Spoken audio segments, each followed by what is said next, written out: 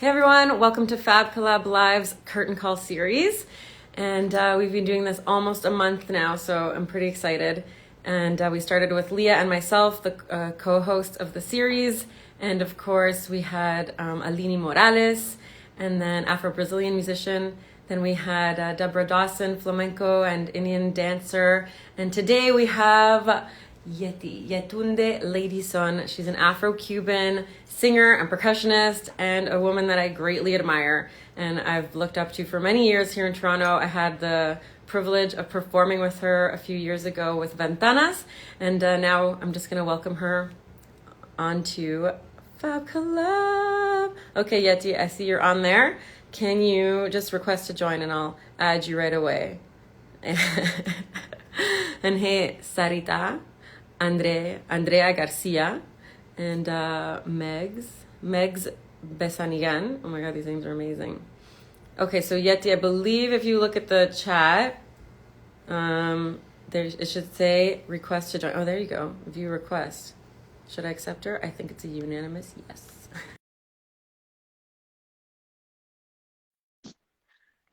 Welcoming Yeti to the show.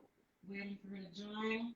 Again, this is Curtain Call. We're focusing on different. Oh, yeah! Hey! We're in the music industry every week. So here's Yeti. Yetunde, what's up, Yeti? Just a moment. I can't hear you very well. Oh, hold on a second. My volume, I can't even hear you. I am just going to. This is a problem. I have too much technology. Give me 1 second. Why don't you, because I'm sure everyone else can hear you. Why don't you just say, your name, where you're calling from, and I'm going to unplug my.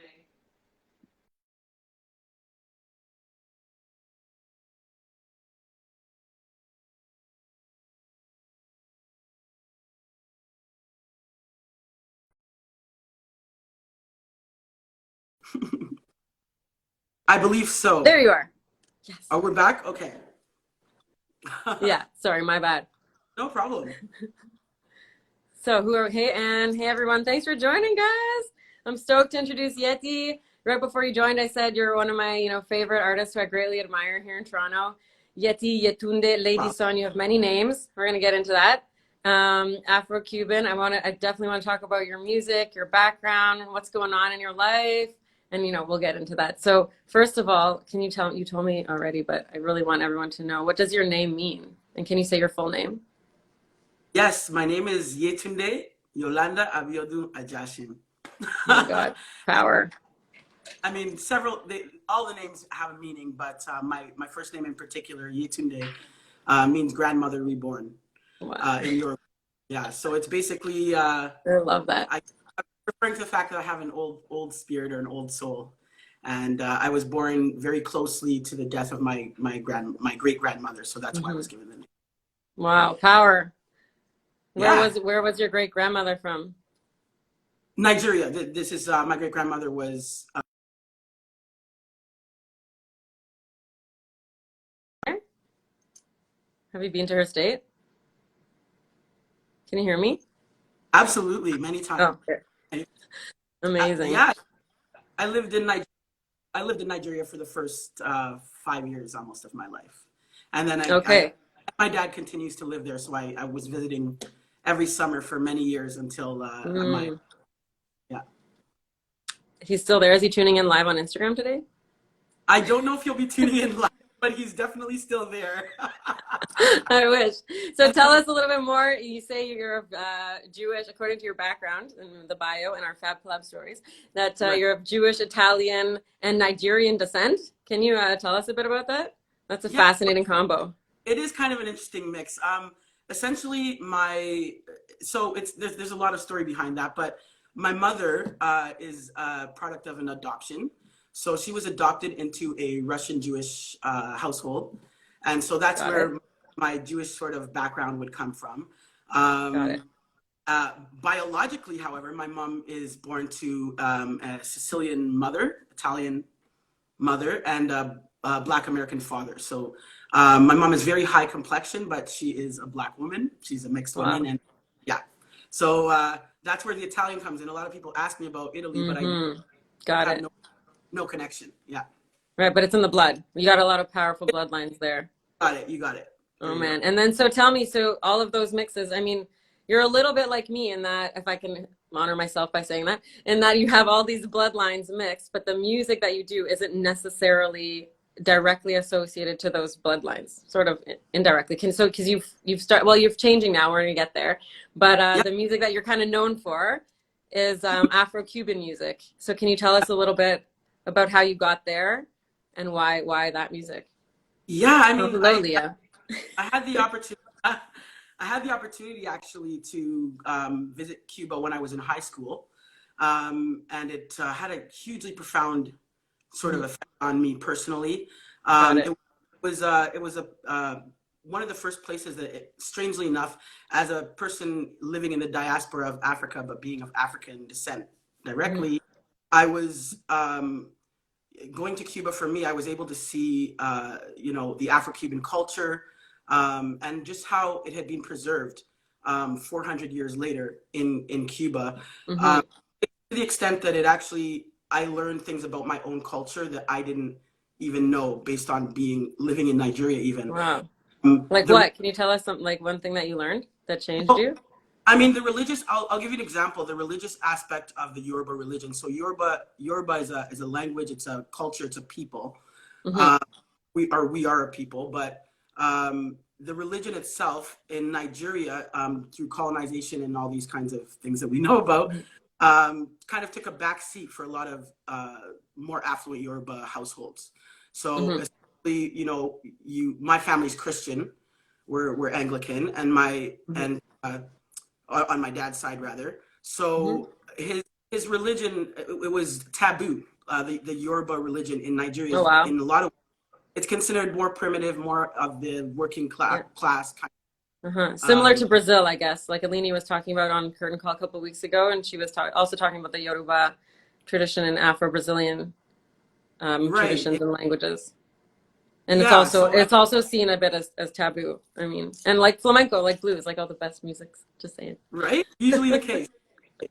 So Yeah. in this case, like my rediscovery of that religion, and the orishas and the deities and all these things that Hmm. are, are part of that religion, wasn't from my actual family. It came Wow. from my experience in Cuba.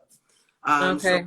I learned a lot about, the beauty in the religion spiritually as well. So Hmm. uh, that was a huge point of that really hit me hard, and that's probably why I sing Cuban music here in Toronto, because I wanted to. When I left Cuba, part of my mission at that point was, wow, look how Cuban people have embraced this Nigerian religion and have taken it from being a taboo to being this beautiful worldwide kind of phenomenon.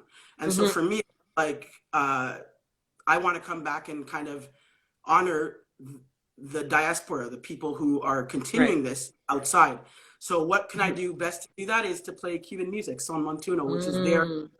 national folkloric music. And so that connected me to Cuba, and it connected me to the ability to express my gratitude of learning my own culture in many respects in that on that island. Wow. Yeah. Amazing. Thank you for sharing that interconnectivity there.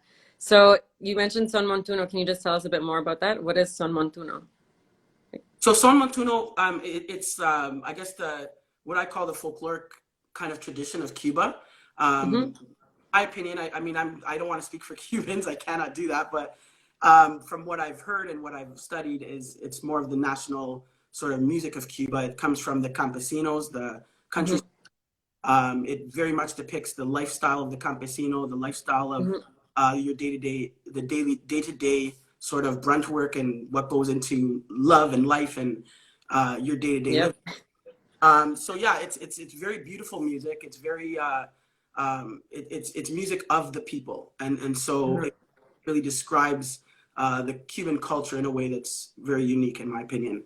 Other than the other forms of Cuban Hmm. music, the other forms of Cuban music I find are more, play to the show aspect of the Hmm. tropical Latin music. But Hmm. Son Montuno for me, with the tres and the instrumentation, and it really plays to the day to day life of your average Cuban person, I would And is say. that what you've focused on so far here in Toronto?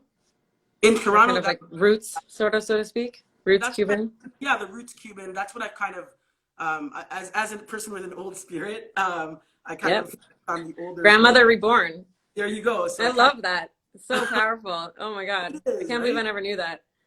Pretty awesome. That's Uh, beautiful. but yeah, so I sort of focused on the older traditions Uh-huh. of music, and it's also what my voice lent itself to really well. Mm. I, Hmm. I had to think about what I could actually pull off as well, and do Fair justice. enough. Yeah. So yeah, my And voice doesn't lend itself to literally everything, but so that's why it was a good choice for me at the time. I love like I said, I love the topics that were represented within that music, and yeah, the sound of the tress for me, that's my for the those of tress. you who don't know, can you tell us what the stress is? The tress is it. I guess it mimics the laoud from the Arabic. Mm-hmm. Um, The Middle Eastern lute in, yeah, so English terms. double, three strings, and the strings are doubled, so it Hmm. makes it provides for a very unique sound. Hmm. Uh, Cuba has its own version of that, which is the tres cubano. Hmm. Yeah, Beautiful. And how's that going here in Toronto? I mean, I personally know that the Cuban scene is pretty strong here, but very much. like you're from within it, from within that music. I know you're not Cuban and you've said you don't want to represent Cubans, but you do sing that music. You are in that community. So can you tell us a little bit about that community here in I mean, Toronto? Cuban community here. I mean, I'll to be honest, it's just incredible the kind of musicians that we have access to here in Toronto. Definitely. And Yeah. I don't think a lot of people realize to the extent of what we're actually getting from out of Cuba.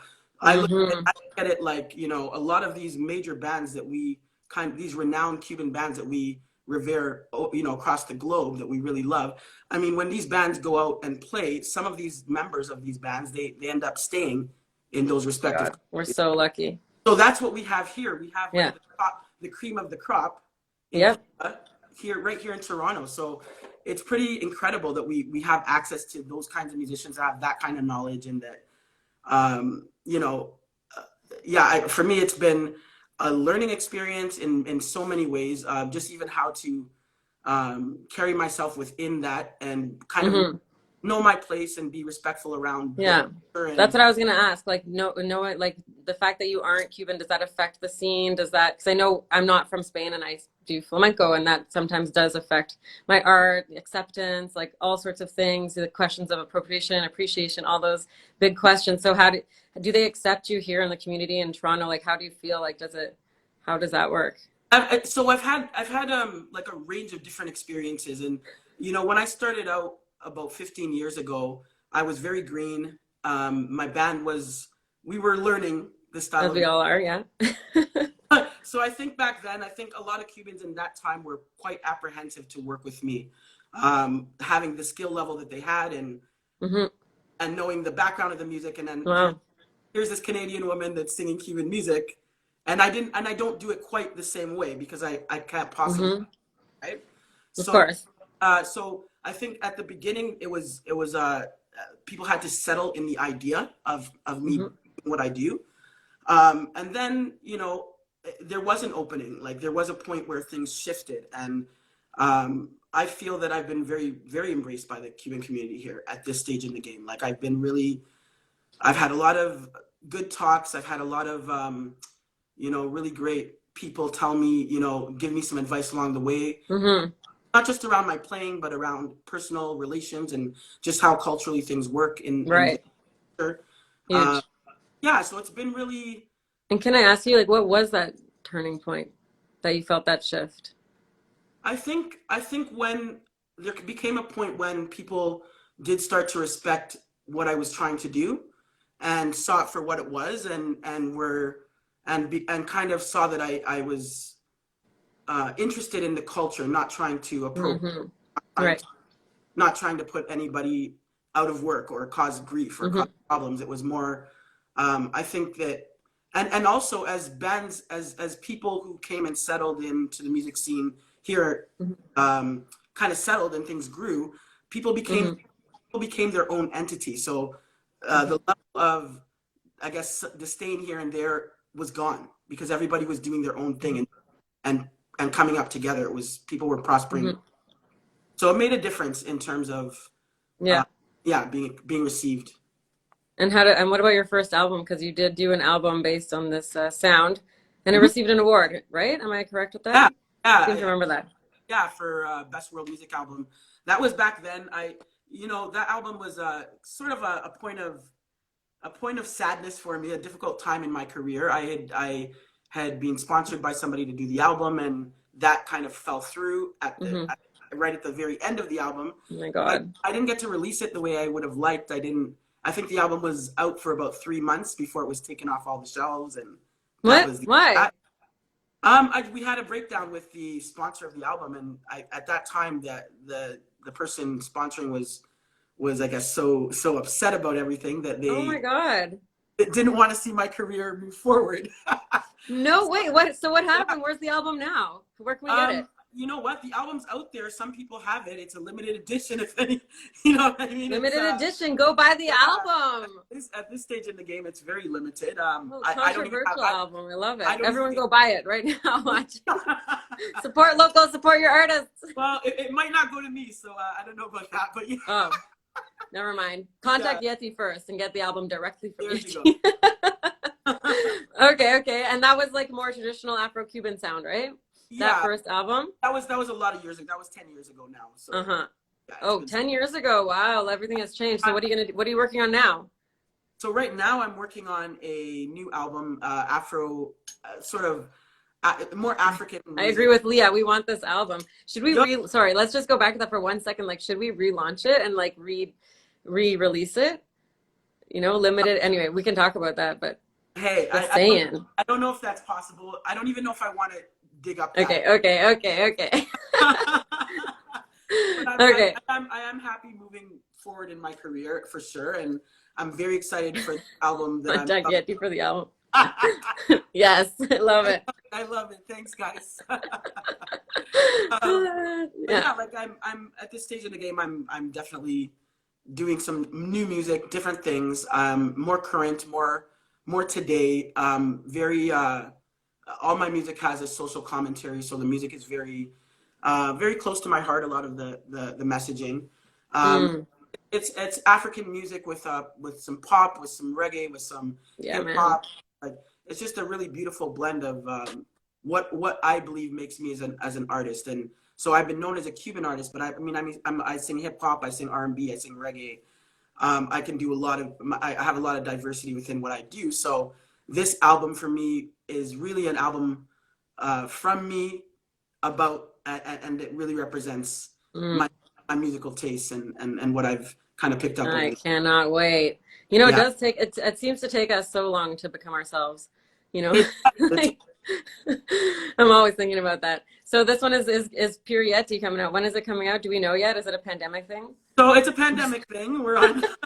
I've had some grants, and I've had some really wonderful things that have happened to me within the last few years that have made it me to continue doing this. But it's been a labor of love. It's been a long time in the making. I'm still short a few things, but I'm anticipating it being complete by spring. I don't know if I want to release it then, though. I'm really concerned about releasing during time of pandemic. It's concerning for me. So I hear you.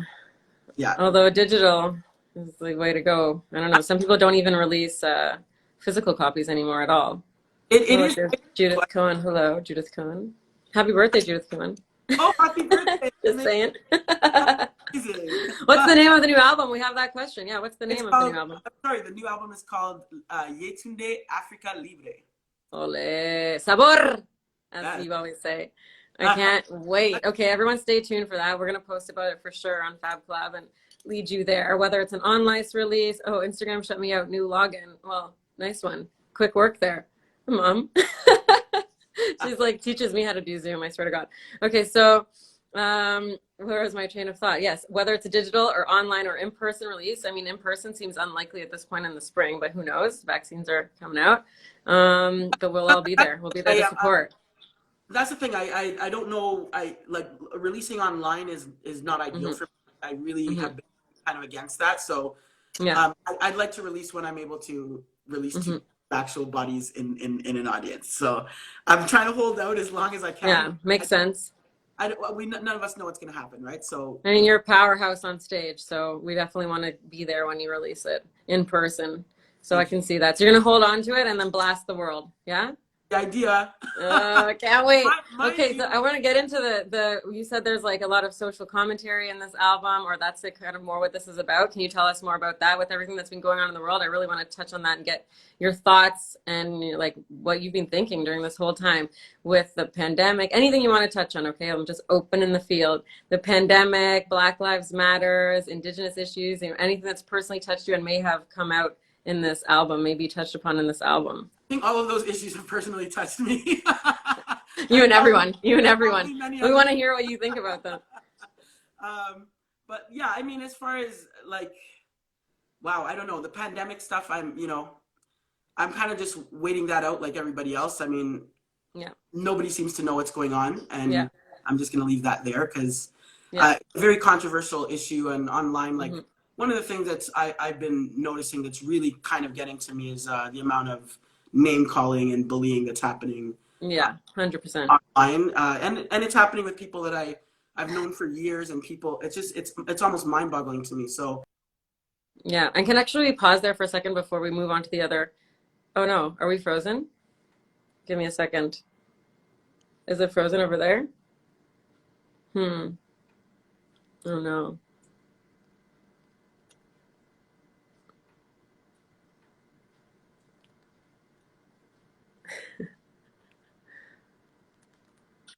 Oh, there. We're back. are we I don't good? know. I froze. I, I'm I sorry, don't guys. happen. No problem. No problem. It's all Uh, good. So, okay. So hold on a second. I just want to touch on that because the pandemic has affected us all as artists, but has it affected your job? Because you also work as a social worker, right? Am I cutting out? I can't. Sorry, I can't. One more time. One more time. Sorry. One more time. Third time's a charm, guys. So There you go. I was gonna say, so of course the pandemic has affected the album, your art, and everything related to artistry for all of us and for the Right. whole world. But has it affected your like your job your work as a social worker? Oh yeah. How has that? Can you tell Yeah. us a bit about that world for a second? It's weird. Well, I've been working from home now for it's been almost 8 or 9 months, which is unbelievable. Doing social work from home is strange as well. Wow. It's the kind of work you want to do face to face and with people. Um, I work for a pretty incredible company that's stayed open and stayed and really kept people going, which is incredible. But I work for a company called Building Up, and I'll do a shout out for Building Up. Shout out to Building Up. We'll drop the link. And basically, we assist people with barriers to employment to get into the trades and that sort of thing. And Wow. we have a major social work kind of social enterprise thing going on. It's really beautiful. But at any rate, yeah, it's affecting our participants, and it's affecting the people that we assist. And unfortunately, this pandemic it's mostly those that are low income and that are already have difficulties in life and that Hmm. have tremendous barriers to overcome. Hmm. So it's been like exhausting, to be honest. It's been how I bet. getting people on EI, on CR, on CERB, on assisting people with financial things that that some people will never even understand or have to think about. So it's a humbling job. It's very beautiful in many ways. It's stressful, but it's good work, and I feel good about it. And outside of music, as a musician, it's the next best thing I could think that I would lend my heart and my time to. Yeah. I believe in doing work that's meaningful. That you can get a paycheck and have a lot of money, but that doesn't bring meaning to your life or anybody else's person. Hmm. So, Hmm. yeah, so I feel really good about the work that I do outside of music, and Hmm. I give back to my community. I give back to the society, and yeah, I feel You're good. amazing, Yeti. Everyone that works with you is super lucky, I'm sure, on all fronts. Thank you. And thank you like I don't know, I just feel like thanking you for doing that work during this time for all these people. They're building up is in the thanks Ali for posting that. And we have such a powerhouse. You are Yeti Yetunde, lady son. I agree with Megs. Yeah. Thanks for that, Yeti. Thanks for that insight there into, you're just given all the time, whether it's on stage or whether it's off stage. Grandmother reborn, that just keeps coming back. Well, if not give back to people, then what's the point in doing anything? That's what I say. Ole. Oh, hi, Daniel. Everyone go check out Daniel. He just joined us from the Scarborough Philharmonic Orchestra. They also have an awesome podcast going. So, Daniel, if you want to drop the link to that, everyone should go check that out as well. So, for those of you just joining now, just want to recap for a second. We're with Yeti Yetunde, lady son, Afro Cuban musician with Nigerian Jewish Italian background. Fairly Canadian as that goes. And we've talked about your music, your album coming out, your album that you've done, your work as a social worker. Yeah, nice to see you too, Daniel. And thanks so much for tuning in. And I just, what can I ask you? I want to go on to that second part of that question. What from your point of view, if you want to share anything about what's been going on this year socially, Black Lives Matters, what's going on in the world? Give us your thoughts. So when this Black Lives Matter kind of movement started, I was very much taken by it, of course, being a Black woman and all this, it did hit me, and it still hits me, and it hits me every single day of my life for the last, I'm going to be 40, and I don't care. I'm putting it out there. It is what it is. We'll celebrate it. Yeah, that's a huge landmark. Love it. On Christmas Day, and so what? Happy birthday! That's like in 2 weeks. Yep, coming up. Ole, ole. So for me, it's been 40 years of dealing with a lot of the systemic issues that Black people face on a daily. So it's the fact that it came out when it did and in the way it did, I don't know, fantastic. I'm really happy about it. I think it's great that there's some sense of attention being paid to the systemic issues. But I don't, it hit me for a short time, and now I'm back to kind of where things were. What do you mean it hit you? Meaning that, you get caught up in the Got it. In the hype of everybody talking and everything that's going on. Then you start to look at what's happening behind the scenes and how things are being dealt with and the solutions, and it's a bit disillusioning. So I at this stage in the game, I'm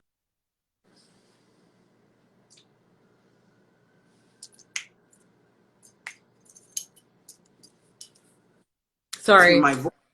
Oh, sorry. I think it's me. I think it's my internet. No, it's actually me. It's my phone keeps shutting, going off. Man, in the middle of that sentence, we got to go back. So, so anyway. Thanks, Daniel, for the SPO Great Music podcast. Everyone go check it out. So and yes, go back. I apologize. No, it's all good. So you're a little bit disillusioned by I've been a little by sort of the actions or the non-action. The non-action, yes. So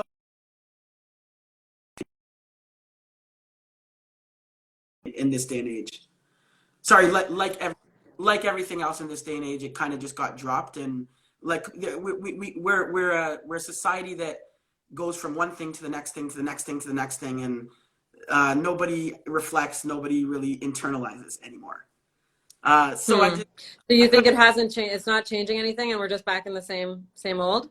I kind of remove myself from it more. So I do what I can for my community. The work that I do also supports a lot of the people within my community and BIPOC people everywhere. Essentially.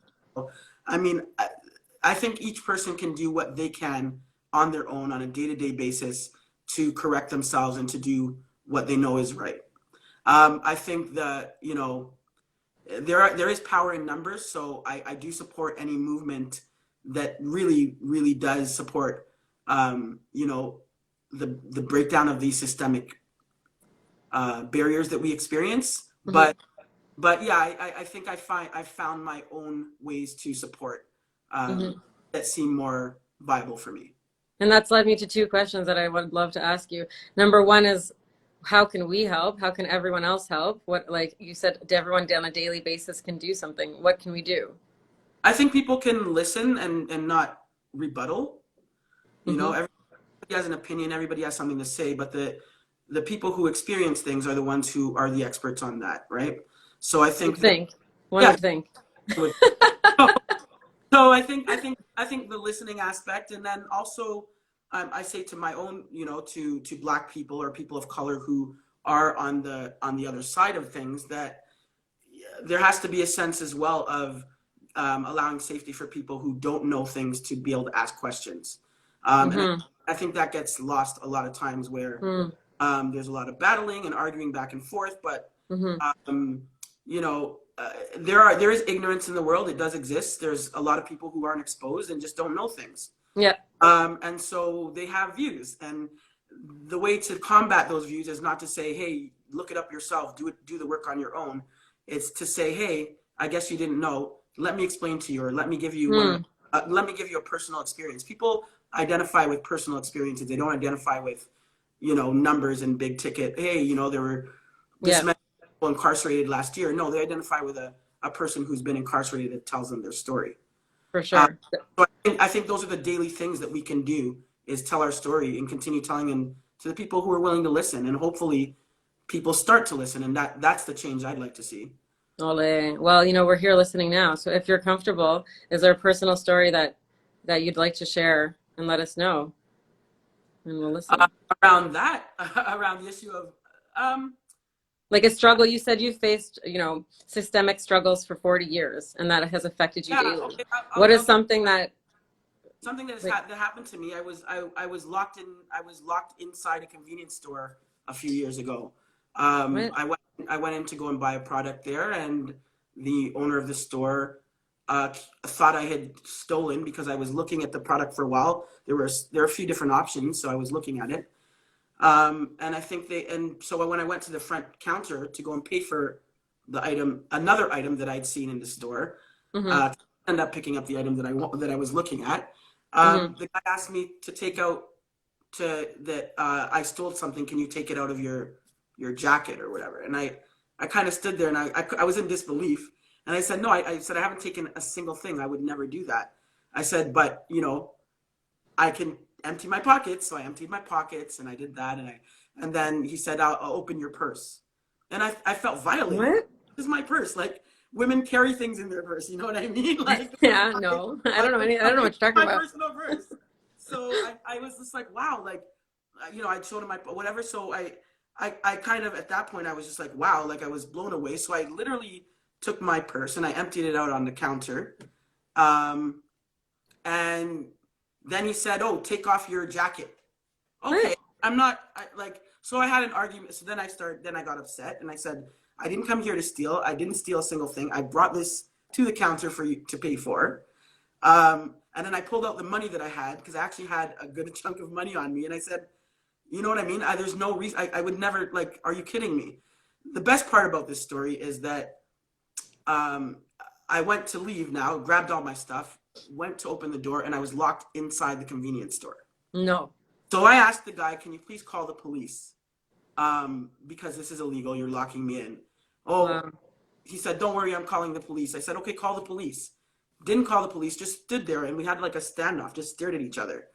And then finally, he ended up opening the door for me. So I left, and I was I was going to visit another well-known salsa musician here in Toronto, and I went to go and see him, and that was his local store that he went to. That I was actually going to visit that person, and was going to do some odds and ends and then go there.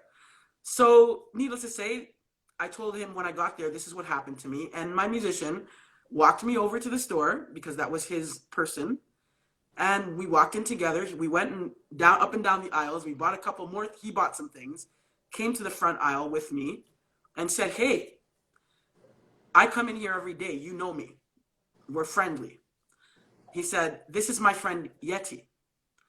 How dare you tell her to undress and do all these things to her and lock her in this store? I will no longer be buying from the store anymore. Great thing is we had it on tape, because I recorded it. But like, this is the kind of stuff, I mean, that's a elongated, version, but this is the kind of stuff that happens every day. Being followed around in stores, being followed around, no matter if you're dressed professionally, no matter, if you speak articulately, no matter what doesn't matter. It's just, you know, even in the workplace, often, you know, people of color are not in positions of power, or they're doing the front line, the brunt work, things like Mm-hmm. that. Mm-hmm. You notice it throughout. You know, it's a daily thing, Mm-hmm. and Almost that like a suspicion trailing you. a consistent suspicion always. I can't imagine.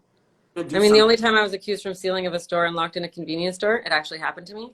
I was like, sorry, mom, I know you're listening, but I was like in grade 7, and it's because I actually did, you know? And then I gave the thing back and I got let out. But it wasn't because it was nothing to do with what you experienced at all. No, And, you know, you said to the guy, call the cops, but like, there's many places in the world where you might not even feel remotely comfortable saying that, you know? So absolutely. like, For me, it's even a chance to say, yeah, call the cops, because for all I know, they can show up and I might be the person on the end of you know, negative treatment. So this is the stuff that, you know, is dealt with consistently, and you know, you're just yeah, like, move on with your day, yeah. and it is what it is. So I've learned to, I mean, over the years I've learned to, it's something that I think all people of color learn to walk through the world knowing that these are the things that happen, and somehow compartmentalizing it, and Mm-hmm. and continuing with life, Do you which think this, sorry, go ahead. is just incredible to me. Like, but yeah. I was just going to say, do you think that there has been any change that you've noticed in the past year or two or a few years, or that there will be any change with these movements? Um, yes and no. And some, I mean, I think, you know, people speaking out is always a good thing. Yeah, You know, I think that's important. it's a good And start. yeah, it's a good start having a voice, and um, Hmm. yeah, it's a good start. So I Uh, guess my final, sorry, I keep cutting, feel like I'm cutting you off because there's a delay.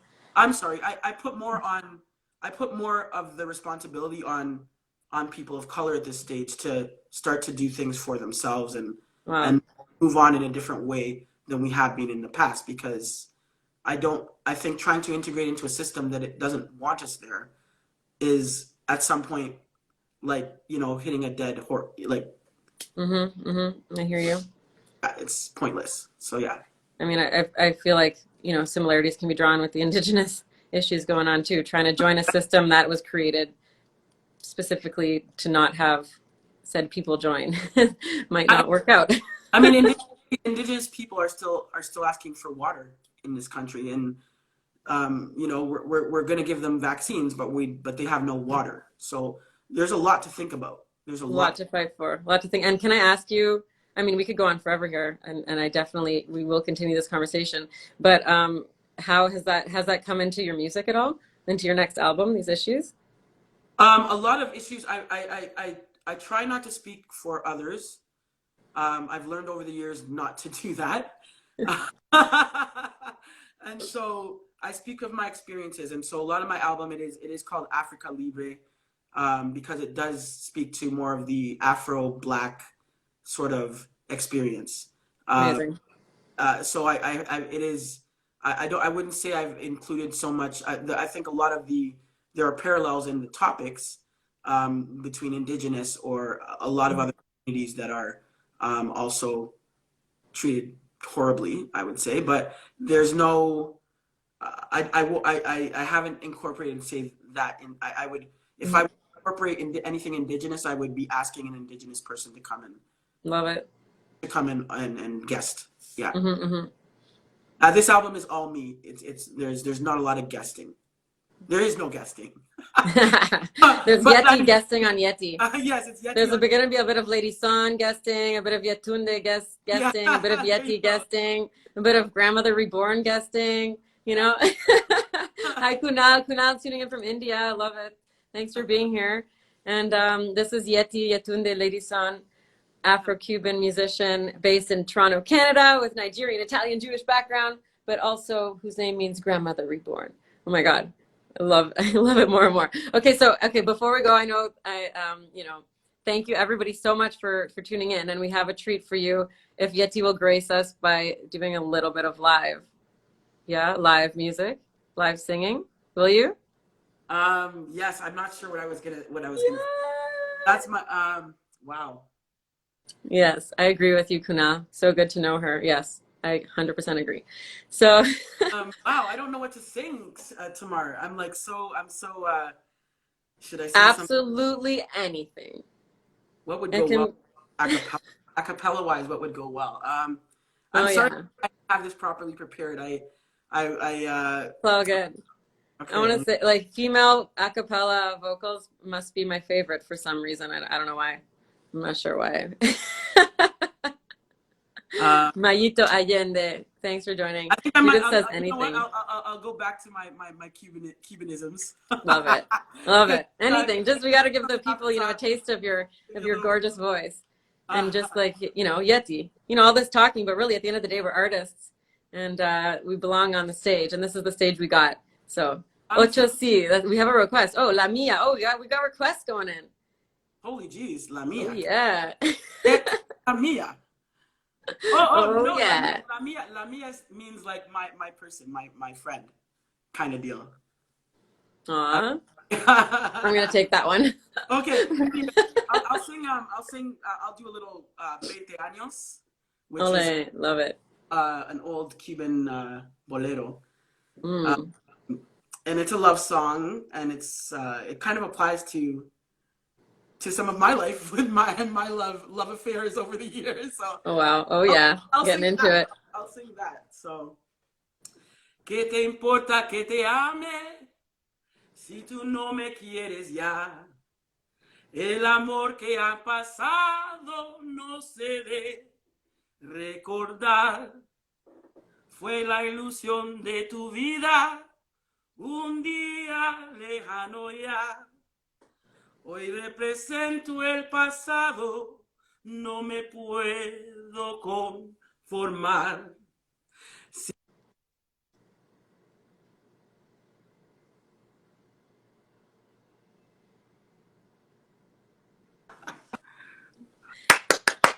Perdona, Ole! I think we got cut off.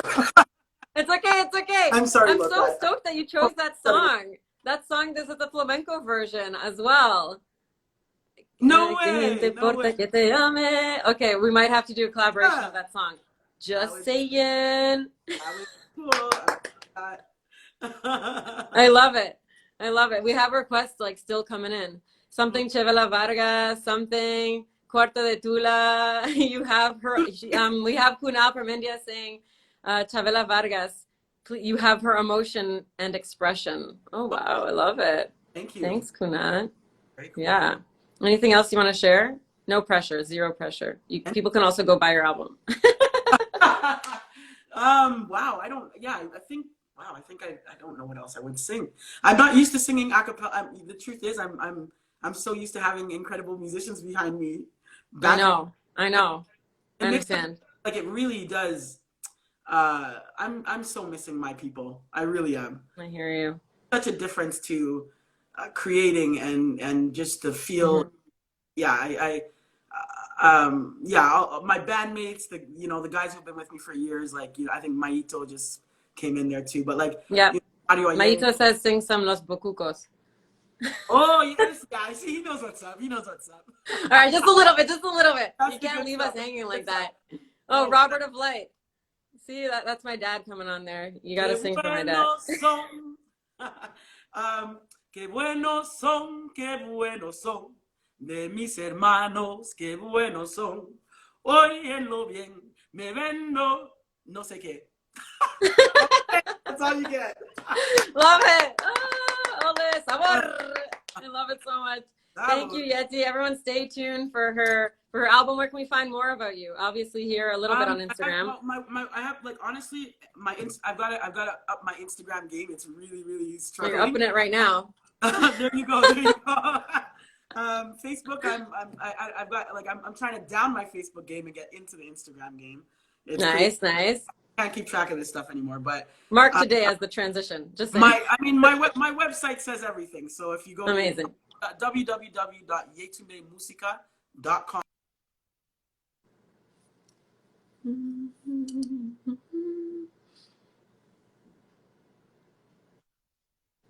My phone keeps going off, but yeah, It's all good. It's all good. www.yetundemusica.com. Yeah, my Instagram, my Facebook, my SoundCloud, my Spotify, all that stuff is there. I love it. Yeah, I need management. I need somebody to. Okay, she's looking for management. Put it out there. Put the word out there. So also, you also have a video that's so cool that I'll repost of Fab Club, or go check it out on Instagram of you playing that little instrument. Now I always forget what it's called. The little talking drum. Is it a talking drum? Yeah, it's a talking drum. Yeah, in Nigeria they call it dundun. Yeah. Yeah, so go check that out. It's pretty cool, pretty sweet little instrument. And anything else? Any other questions? Anything else you want to say today, Yeti? No, it's been really a pleasure talking to you. It's exciting to do something somewhat music oriented during this time, because it's been pretty dead. But yeah, thank you for having me. This is great. Like, wow, thank you, Kunal. He's gonna spread you in India. Amazing. Kunal is also an amazing flamenco dancer and Kathak. He mixes flamenco and Kathak in India. So, oh my goodness! Oh, I will be checking. Yeah. I will be checking him out. Amazing. I see an international collaboration on the horizon. I can't wait. Don't forget to call me, guys. No, I'm joking. Guys, Yeti Yetunde, thank you so much. Like, what an honor. What a pleasure. Like I said in some post or other, like we sang together, I think in like 2014 at Lula Lounge as part of Ventanas as a fundraiser. We had you as a guest. And I've been like waiting. That's been like 6 years. I've been like waiting till the time that we can do something together again. So I won't wait that long again. No, okay. No, we'll get it together. Absolutely. Yeah. And I'm so happy to talk to you, really. And thank you for sharing those personal experiences and your music, your thoughts, everything going on. And for those of you tuning into Fab Collab Curtain Call series, just got to do a little plug here for next week. We're going to have Analia. Okay. You're the first to know. Analia is a Latin singer here as well in Toronto, originally from the Dominican Republic. So check that out. We'll have that up, fabcollab.ca. Follow us here, spread the word. We're doing weekly Instagram series on women in the music industry around the world. So we're starting here in Canada, but we're going to spread out. So send us sorry, I'm getting, tomorrow, who is next week? I just said it. Yeah. Oh, am I freezing? Because I just said, Anna Leah's next week, Leah, to answer. And Leah's going to interview her, so check that out. And follow us and do all the things. Guys, thank you so much. Yeti! Awesome. Thank you so much. The best. Love Fab Collab. Keep this alive. It's beautiful. Thank you, guys. Have a good day, everyone. We'll see you next week. Bye.